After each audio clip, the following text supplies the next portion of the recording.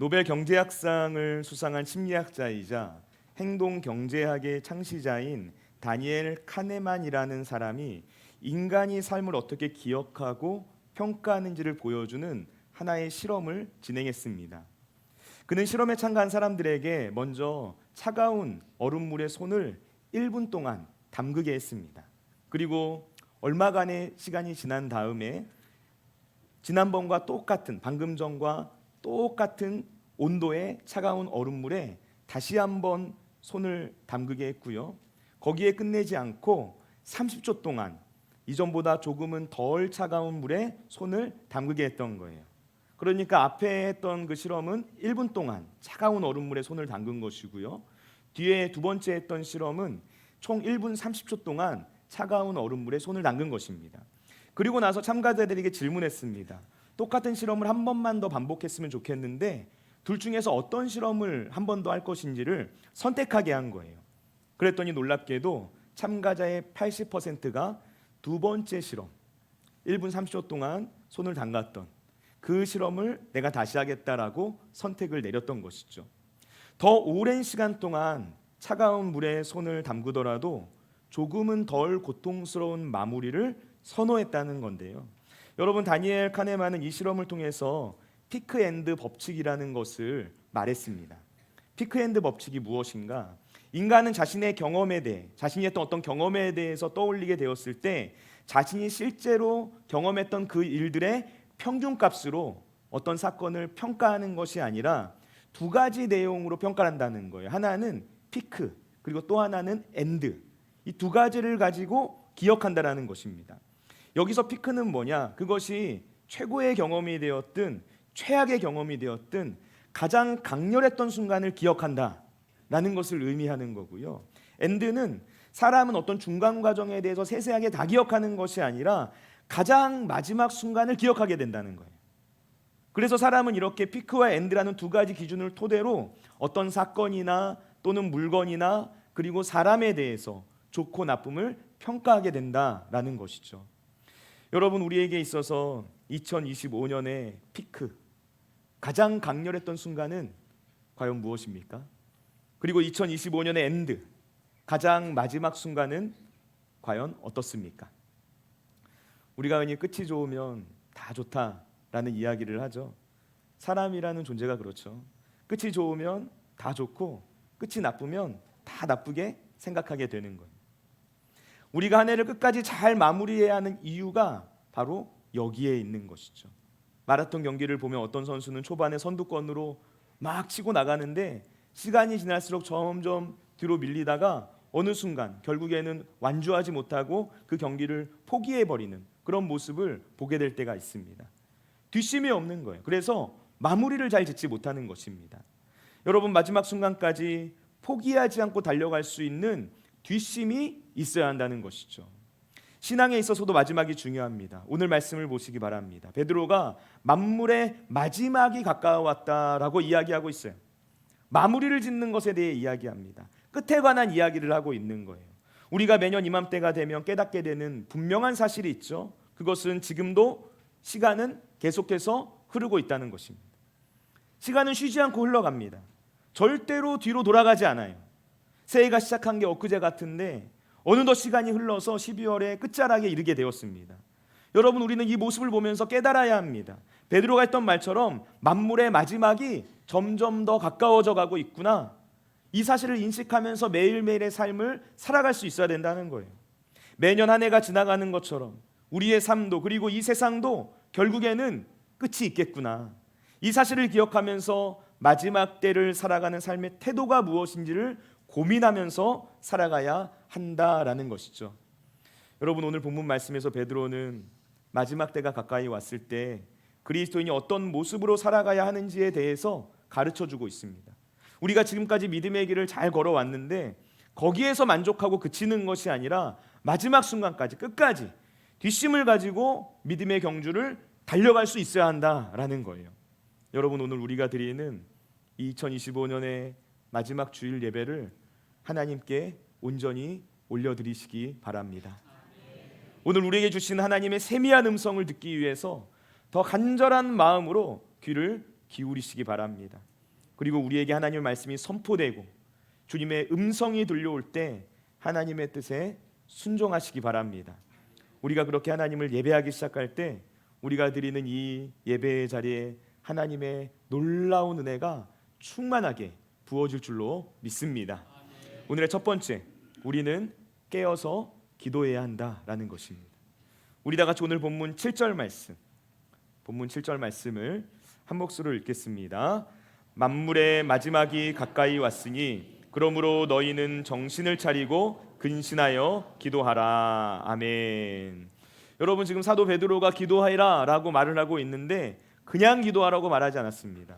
베드로는 정신을 차리고 근신하여 기도하라 라고 말하고 있습니다.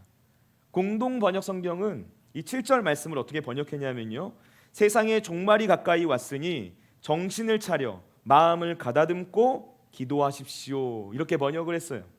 우리는 기도하되 정신을 차리고 마음을 잘 가다듬고 기도해야만 합니다. 왜냐하면 우리가 정신을 차리고 마음을 잘 가다듬지 않으면 도무지 기도를 할 수가 없는 시대를 살아가고 있기 때문에 그런 거예요. 베드로전서 5장 8절 말씀을 보면 근신하라 깨어라 너희 대적 마귀가 우는 사자같이 두루다니며 삼킬 자를 찾나니 라고 기록하고 있습니다. 악한 사단 마귀가 마치 우는 사자처럼 이것저것을 보면서 먹잇감을 찾아다니고 있다라는 거예요. 여러분, 아프리카 초원에서 먹잇감을 찾기 위해 돌아다니는 맹수를 TV에서 최소한 한 번쯤은 아마 보신 적이 있을 겁니다. 맹수들이 아무리 굶주려 있다고 해도 마구잡이로 사냥을 하지 않습니다. 멀리서 먹잇감을 발견하면 그때부터 온 신경을 집중하는 거예요. 그리고 기회를 엿보기 시작하는 거죠. 먹잇감에 접근할 때 무턱대고 접근하지 않습니다. 풀숲에 몸을 낮추고 아무런 소리도 내지 않고 조금씩 가까이 가면서 엄청난 인내심으로 그 먹잇감을 공격할, 사냥할 기회를 엿보기 시작한다는 거예요. 그러다가 기회가 왔다 싶을 때 혼신의 힘을 다해서 필사적으로 달려드는 것입니다. 이렇게 먹잇감을 잡기 위해 달려드는 맹수의 움직임, 집중과 몰입의 절정이다라고 말할 수 있죠. 여러분, 마귀가 우리를 공격할 때 모습이 이렇다는 거예요. 이게 우리가 처해 있는 영적 현실이라는 것입니다. 여러분, 마귀는 지금 이 순간에도 누가 적당한 먹잇감인지를 찾고 있습니다. 우리의 육신의 눈에는 보이지 않습니다. 주변을 한번 둘러보세요. 여기 한번 다 보세요. 옆에도 한번. 자, 보세요. 뭐 보입니까? 여러분, 아무런 문제 없이 예배를 잘 드리는 것처럼 보여요. 그러나 우리의 육신의 눈에 보이는 게 전부가 아니라는 것입니다. 영적인 차원에서는 지금 이 시간 이 예배 현장에서 치열한 영적 전쟁이 벌어지고 있는 거예요. 예수님께서 씨 뿌리는 자의 비유를 말씀하셨습니다. 농부가 밭에 씨앗을 뿌렸습니다. 그런데 공중의 새가 그 씨앗을 낚아채 버렸다라고 이야기하셨어요. 농부는 하나님을 의미합니다. 밭은 사람의 마음을 상징해요. 그리고 공중의 새는 마귀를 상징합니다. 하나님의 말씀이 선포되고 그 말씀이 씨앗처럼 뿌려지고 있는데 마귀가 그 말씀을 빼앗아가고 있다라는 거예요. 여러분, 생각해보면 이상하지 않습니까? 분명 내 귀로 하나님의 말씀을 들었습니다. 그런데 왜 예배를 마치고 뒤를 돌아서면 아무것도 듣지 않은 것처럼 새하얘지는 것입니까? 만약 우리가 다른 누군가의 말을 듣고 대화를 나눈 다음에 이런 일들이 일어난다면 이걸 이상한 일로 여길 거예요. 그런데 왜 예배의 자리에서 일어나는 이런 이상한 현상은 아무렇지 않은 것으로 받아들이는 것일까요? 여러분, 마귀는 먹잇감을 향해서 혼신의 힘을 다해서 필사적으로 달려듭니다. 마귀는 우리의 예배를 무너뜨리기 위해 달려듭니다. 우리가 기도하지 못하게 하려고 온갖 그에 합당한 이유를 만들어줍니다. 한 영혼이 주님을 만나서 구원받고 변화되는 일을 가로막기 위해서 온갖 방법들을 사용합니다. 우리가 예수를 믿더라도 제대로 믿지 않고 형식적이고 종교적으로만 믿게 만드는 거예요. 믿어도 적당히 믿으라고 말합니다. 계속해서 타협의 길을 제시합니다. 세상과 하나님 사이에서 양다리를 걸치게끔 만듭니다. 자기 합리화를 하게끔 만듭니다. 그래서 지금도 살아서 역사하시는 성령님과 친밀하게 교제하지 못하도록 온갖 방법과 전략으로 우리를 공격해 온다는 거예요. 여러분, 그러므로 우리는 정신을 차려야 하는 것입니다. 마음을 가다듬어야 되는 거예요. 깨어서 기도해야 합니다. 마귀에게 기회를 주면 안 되는 것입니다. 마귀는 공격할 기회가 조금이라도 보이면, 틈만 보이면 인정사정 없이 달려들어서 우리를 공격해 오기 때문에 그렇습니다. 많은 사람들이 매년 연말이 되면 한 해를 정리하는 시간을 가지죠. 달력을 넘기면서 지난 한 해 동안 어떤 일들이 있었는가 돌아보는 시간을 가지고요. 그리고 다가오는 새해를 기대하는 마음으로 새해를 준비하는 여러 가지 계획들을 세우곤 합니다. 저 역시 지난 1년간의 시간을 되돌아보면서 내년 목회 계획을 세우는 시간을 가졌어요.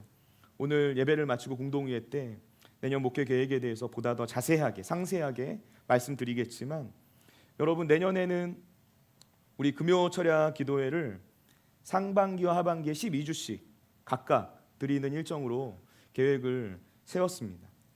우리 교회 지금 부교육자나 직원 전혀 없는 상황이기 때문에 할 일이 너무 많은 거예요. 그래서 부속시설 리모델링 공사도 진행되고 있고, 겨울에는 또 겨울 수련회와 성경학교 시즌이지 않습니까? 그래서 눈에 보이는 해야 할 사역들이 너무 많으니까 일단은 이렇게 계획을 세우고 상반기에 리모델링 다 마치고 그리고 겨울 사역 다 끝나는 한 3월 정도쯤부터 12주 동안 집중적으로 금요기도회를 하면 되겠구나, 이런 생각을 하고 계획을 세웠어요. 근데 며칠 전에 새벽 기도회 때 기도를 하는데 갑자기 마음에 어떤 감동이 오는 거예요. 새해가 됐는데 새로운 마음 가져야 되는데 기도할 수 있는 시간과 자리가 있어야 되지 않겠니? 하나님께서 막 성령님께서 감동을 주시더라고요. 그래서 하나님 지금 이 상황 아시잖아요. 저보다 더 잘 아시잖아요. 못 들은 척 했습니다. 감동이 더 기도하면 감동이 더 세게 올 것 같아서 잘해서 일어나서 곧바로 집으로 갔어요. 너무 강한 감동이 올 것 같아서. 그래서 집으로 돌아가는데 그때부터 막 불편한 마음이 마음 가운데 막 부어지는 거예요. 아, 하나님 이렇게 불편한 마음 왜 이렇게 저에게 주십니까? 그러고서 일을 하려고 책상에 앉았는데 알겠습니다, 성령님하고 주보에 광고를 내버렸어요. 금요 집중 기도회 1월 첫째 주 금요일과 둘째 주 금요일 기도로 시작해야 되겠구나. 아멘. 아멘. 그게 이제 금요일 새벽 기도 마치고 일어났던 일입니다. 주보를 금요일 날 오전에 마감하거든요. 그러니까 금요일 새벽 기도 마치고 강한 감동이 와서 금요 집중 기도회를 시작하게 됐는데요. 여러분, 금요 집중 기도회 주제하고 설교 제목하고 본문 지금 주보에 다 나갔거든요. 성령님께서 감동을 주시니까 제목과 본문 순식간에 주어지더라고요. 아, 이 말씀의 은혜를 나누라고 하나님께서 감동을 주시는구나. 막 그 감동이 부어지는 겁니다. 여러분, 그래서 제가 생각을 해봤어요. 기도하라라는 감동은 분별하고 말고 할 게 없습니다. 다 하나님이 주신 감동이에요. 기도하면 되는 겁니다. 기도하라는 감동이 주어졌다면 우리는 그냥 기도하면 되는 거예요. 재고 계산하고 할 게 없는 것입니다. 여러분, 한 해를 마치고 새로운 한 해를 시작할 때 우리의 처음과 마지막을 하나님께 드리시기 바랍니다. 기도의 자리를 세우시기 바랍니다. 모든 일을 하나님께 기도하면서 시작하고요, 모든 일을 하나님께 기도하면서 마치는 거예요. 여러분, 마지막 때에 사단이 그리스도인들을 미혹하는 전략이 뭐냐면 분주함이에요. 사단은 우리를 바쁘다는 이유, 바쁘다는 핑계로 기도하지 못하게끔 만들어요. 정말 그렇죠.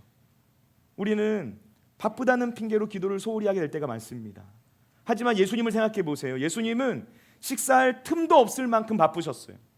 그런데도 기도하셨습니다. 심지어 예수님은 하나님의 아들이시면서 그분 자체가 하나님이셨어요. 그러니까 기도할 필요가 없으신 분이에요. 그런데 성경을 보면 그런 예수님께서 누구보다 더 많은 시간을 기도에 할애하셨구나라는 것을 알 수가 있습니다. 예수님께서는 밤 늦게까지 기도하셨고 그리고 새벽에 일어나서도 기도하신 거예요. 예수님께서 왜 이렇게까지 기도에 힘쓰셨던 것일까요? 우리에게 본을 보여주시기 위해서죠. 바쁠수록 피곤할수록 더 기도해야 한다. 일이 많을수록 더 기도해야 한다. 이 사실을 가르쳐 주시려고 주님께서 기도하셨던 거예요. 여러분, 새벽을 깨우며 기도해야 합니다. 물론 낮에도 기도하고 밤에도 기도해야죠. 그러나 하루를 기도로 시작할 수 있어야 된다는 거예요. 내가 해야 할 일을 다 하고 나서 기도하려고 하면 여러분, 기도할 시간을 놓치게 되는 일들이 너무나 많습니다. 먼저 기도부터 하고 다른 일을 해야 기도할 시간을 확보할 수 있는 거예요. 기도는 시간이 나면 하는 게 아닙니다. 기도는 시간을 내서 해야 하는 일이에요. 기도하지 않고 하루를 시작하는 것은 내 힘으로 세상을 살겠다는 태도죠. 반대로 기도하고 하루를 시작하는 것은 모든 것을 하나님께 맡기는 겸손이라고 할 수 있습니다. 여러분, 우리가 기도할 때 이 어지럽고 혼란스러운 세상 가운데서 중심을 지킬 수 있는 힘을 하나님께서 부어주실 줄로 믿습니다. 우리가 기도할 때 우는 사자와 같이 두루다니면서 삼킬자를 찾고 있는 사단 마귀를 이길 수 있는 능력이 부어질 줄로 믿습니다. 우리가 이 사실을 믿고 연말과 연초에 분주함에 휩쓸리지 않고 깨어서 기도하기에 더 힘쓰는 저와 여러분 모두가 되시기를 예수님의 이름으로 축원을 드립니다. 오늘의 두 번째, 우리는 뜨겁게 사랑해야 합니다. 우리 다 같이 오늘 본문 8절 말씀 다 같이 한 목소리 읽겠습니다. 무엇보다도 뜨겁게 서로 사랑할지니 사랑은 허다한 죄를 덮느니라. 아멘. 여러분, 지금 사도 베드로가 마지막 때가 가까워질수록 우리가 사랑해야 하는데 어떻게 사랑하라고 말하고 있습니까? 뜨겁게 사랑하라라고 말하고 있는 거예요. 여러분, 여기서 뜨겁게라고 번역된 헬라어 원어가 간절한, 열심히 있는, 변함없는 이런 의미를 가지고 있는 단어예요. 이 단어가 사도행전 12장 5절 말씀에서도 사용됐는데요, 헤롯이 야고보를 죽이고 이어서 베드로까지 죽이기 위해서 그를 감옥에 가뒀어요. 그러니까 교회에 비상이 걸린 거죠. 그래서 온 성도가 합심해서 열심히 기도를 하기 시작했는데 성경은 그때 모습을 기록하면서 교회는 그를 위하여, 그러니까 베드로를 위하여 간절히 하나님께 기도하더라, 이렇게 기록하고 있어요. 근데 여기서 사용된 이 간절이라는 말이 오늘 본문에 나오는 뜨겁게와 같은 단어입니다. 원어를 보면, 생각해보면 야고보는 순교를 했고 초대교회 최고의 리더였던 예수님의 수제자인 베드로까지 감옥에 갇혀 있게 된 상황이었어요. 당시 예루살렘 교회가 얼마나 위험하고 위태로운 상황이었을지 우리는 알 수가 있는 것이죠. 그때 성도들이 얼마나 간절하게 기도했을까요? 여러분, 우리가 이 모습을 충분히 짐작할 수 있다는 것입니다. 그런데 그런 간절함을 가리키는 말과 동일한 단어가 오늘 본문에 나오는 뜨겁게라는 단어예요. 우리가 사랑하되 적당히 미지근하게 사랑하는 게 아니라 절박하고 애타는 심정으로 사랑해야 된다는 거예요. 이게 뜨겁게 사랑하라라는 말의 의미입니다. 여러분, 제가 아내랑 연애를 6년 했어요. 6년 동안 이제 교제를 하고 결혼을 하게 됐거든요. 근데 중간에 한번 헤어진 적이 있었습니다. 한 달 정도. 아내가 저에게 일방적으로 통보를 했어요. 저를 떠나겠대요. 저를 위해서. 뭐 드라마 찍는 것도 아니고 갑자기 저를 위해서 막 떠나겠다면서 연락이 두절된 거예요. 그렇게 일방적으로 통보를 받고 연락이 안 됐는데 제가 포기하지 않고 계속해서 절박한 심정으로, 애타는 심정으로 막 연락을 했습니다. 그래서 이제 다시 전화 연결이 된 거예요. 그리고 이제 대화를 시작했죠. 여보세요? 제가 이야기한 거예요. 아내가 받은 거예요. 헤어질 땐 헤어지더라도 일단 한 번은 만나자. 내가 널 왜 만나니? 나는 널 만날 이유가 없다. 내가 돌려줄 게 있다. 내가 너한테 선물 받았던 거 내가 다 돌려줄 테니까 너도 나한테 선물했던 거 다 돌려줘라. 여러분, 저 그렇게 쓰레기 아닙니다, 여러분. 다시 한번 만나기 위해서 어떻게든 방법을 그냥 고안해 냈던 거였어요. 이 핑계를 만든 거죠. 그래서 어떻게든 만나려고 막 우겼던 거예요. 그래서 결국 만났거든요. 다시 집 앞에서, 아내 집 앞에서. 그러고 만나고 나서 얼굴 보는데 그 순간 서로 웃음이 터진 거예요. 그래서 자연스럽게 헤어진 거 취소. 다시 만남. 그래서 결국 결혼까지 하게 된 거거든요. 잘했습니까? 감사합니다. 박수까지 나오나요? 감사합니다. 여러분, 사랑은 간절함이 있어야 완성되는 거예요. 절박함이 있어야 이루어진다는 거예요. 교회가 사랑을 말하지만 그 사랑이 세상에 감동을 주지 못하는 이유가 무엇인가? 우리의 사랑이 미지근하기 때문이죠. 사랑은 뜨거워야 전달되는 것인데 우리의 사랑이 그렇게 뜨겁지는 않은 거예요. 사랑한다고 말은 하지만 뜨겁게 사랑하지는 못하기 때문에 세상 사람들이 그 얼어붙어 있는 마음을 우리가 녹이지를 못하고 있다는 것입니다. 여러분, 새벽 기도에 나올 때 어느 날 제 아내가 제 손에 뭔가를 꽉 쥐어주더라고요. 이게 뭐지? 해서 보니까 핫팩이에요. 조그마한 핫팩. 그 핫팩이 여러분 얼마나 뜨거운지 모릅니다. 손을 쥐고 이렇게 있으면은 그 잡고 있지 못할 정도로 엄청나게 뜨겁더라고요. 제가 그때부터 이 핫팩의 맛을 알아버렸어요. 그래서 이제 핫팩을 막 찾아다니기 시작하는 거예요, 집에서. 그리고 막 집을 두리번 이제 핫팩 어디 있지 하고 찾아다니는데 책상에 핫팩이 보이더라고요, 제 책상에. 그래서 여기 있구나 해서 손을 잡아서 갖다 댔더니 핫팩이 차가워요. 왜 차갑지 보니까 다 식어버린 거예요. 여러분, 제가 그 핫팩 어떻게 했을까요? 쓰레기통에 버렸어요. 뜨겁지 않으니까 더 이상 쓸모가 없더라고요. 여러분, 뜨겁지 않은 핫팩은 아무런 쓸모가 없는 것, 버려지는 것은 당연한 일입니다. 뜨겁지 않은 핫팩이 쓰레기통에 버려지는 것처럼 교회와 그리스도인들의 마음의 사랑이 식어져 버리면, 우리의 사랑이 뜨겁지 않다면 우리의 존재는 아무런 쓸모가 없어져 버리는 거예요. 우리 안에 사랑이 없다면 우리의 존재의 가치 그 자체가 없어지는 일이라는 것을 우리는 기억해야 한다는 것입니다.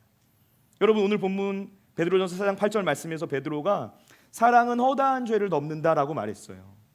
여러분, 이 세상에 허물 없는 사람 없습니다. 모든 사람이 허물투성이에요. 모두에게 약점이 있습니다. 실수 전혀 하지 않고 살아간 사람 한 사람도 존재하지 않죠. 우리 인생에는 많은 실수와 실패가 있을 수밖에 없습니다. 그런데 오늘 말씀은 뜨거운 사랑이 그 모든 허물들을 덮어준다라고 이야기하고 있어요. 여러분, 우리를 향한 하나님 아버지의 사랑을 한번 생각해 보시기 바랍니다. 우리를 향한 하나님 아버지의 사랑은 너무나 애절하고 절박한 사랑이에요. 너무나 간절한 사랑, 너무나 애타는 사랑, 그래서 절대로 변하지 않는, 그 무엇과도 비교할 수 없는 뜨거운 사랑이었어요. 하나님께서 우리를 얼마나 사랑하셨으면 하나님의 하나뿐인 아들 예수 그리스도를 이 땅에 보내셔서 우리를 대신하여서 십자가에서 죽게 하셨겠습니까? 하나님의 아들 예수 그리스도의 십자가 죽으심이라는 이 놀라운 사건이 여러분 어떤 결과를 가져왔습니까? 우리의 모든 허물을 다 덮어주신 거예요. 하나님 아버지의 이 놀라운 사랑, 예수님의 십자가 죽으심은 우리의 모든 허물을 덮어주시는 사랑이었습니다. 여러분, 복음은 우리의 허물과 실수와 죄를 모두 다 덮어줘요. 그래서 하나님께서는 우리의 모습을 있는 그대로 받아주신 거예요. 하나님의 사랑은 덮어주는 사랑입니다. 허물을 덮어준다라는 것은 용서하고 이해하는 것을 의미합니다. 있는 모습 그대로를 받아주는 것을 뜻해요. 여러분, 한 해를 돌아보시기 바랍니다. 사람은 좋은 일보다는 나쁜 일을 더 잘 기억한다고 해요. 지난 시간들을 돌아보면 누군가의 허물이 생각날 수 있어요. 좋지 않은 기억, 나쁜 기억들이 떠오를 수 있습니다. 그러나 우리가 하나님으로부터 받은 사랑이 어떤 것인지를 안다면 우리는 그 모든 허물을 덮어주어야 하는 것이고요. 또 성령의 능력으로 그 모든 허물을 덮어줄 수 있는 사람이 되는 거예요. 우리가 진정으로 복음을 경험했다면 상대방을 있는 모습 그대로 받아줄 수 있어야 된다는 것이죠. 남편이 아내를, 아내가 남편을 품어주게 되는 거예요. 서로를 불쌍하고 안쓰럽게 여길 수 있다면 여러분, 그러면 충분한 것입니다. 허물이 있더라도 품어주게 되는 거예요. 부모는 자녀를, 자녀는 부모를 서로 칭찬해주고 지지해주고 그리고 인정해주는 거예요. 교회에서도 우리가 서로 다른 성도님들을 바라볼 때 형식적인 관계가 아니라 진심으로 사랑하는 말, 진정으로 사랑하는 마음을 나눌 수 있게 되는 거예요. 우리가 이웃을 사랑한다고 하는 일들이 하나의 일회성 이벤트로 끝나는 것이 아니라 우리의 평범한 일상이 되고 우리의 삶이 되는 일들이 일어나게 된다는 것이죠. 여러분, 우리가 진정한 사랑을 하기 위해서는 먼저 우리 안에 하나님의 사랑이 부어져야만 합니다. 성령님께서 부어주시는 하나님 아버지의 이 놀라운 사랑, 예수 그리스도의 십자가 사랑이 우리 안에 있어야만 하는 거예요.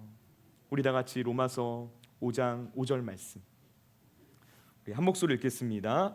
소망이 우리를 부끄럽게 하지 아니함은 우리에게 주신 성령으로 말미암아 하나님의 사랑이 우리 마음에 부은 바 됨이니. 아멘. 우리가 하나님의 사랑, 예수님의 십자가 사랑을 어떻게 느낄 수 있는가? 지금 하나님의 말씀이 가르쳐주고 있는 거예요. 성령으로 말미암아 하나님의 사랑이 우리 마음에 부은 바 되었다라고 이야기하는 것입니다. 우리는 성령님을 통해서 하나님의 사랑을 느끼게 되는 거예요. 성령님께서 역사하실 때, 오직 성령께서 임재하실 때 자기 아들을 아끼지 않으시고 모든 사람을 위하여 내어주신 하나님의 사랑에 사로잡히게 된다라는 것입니다. 저와 여러분 모두 나에게 그 사랑을 좀 부어주시라고 성령님을 의지하며 기도할 수 있게 되시기를 예수님의 이름으로 축원을 드립니다. 우리가 깨어서 기도하고 또 뜨겁게 사랑하기로 결단할 때 성령님께서 우리에게 은혜를 베풀어 주실 거예요. 우리가 기도할 수 있도록 힘을 주실 것입니다. 뜨겁게 사랑할 수 있도록 능력을 부어 주실 거예요. 오늘 저와 여러분의 삶 가운데 우리를 모든 영적 전쟁에서 이기게 하시고 또 진정한 사랑을 할 수 있도록 도와주시는 성령님의 능력이 날마다 넘쳐나게 되시기를 예수님의 이름으로 축원을 드립니다.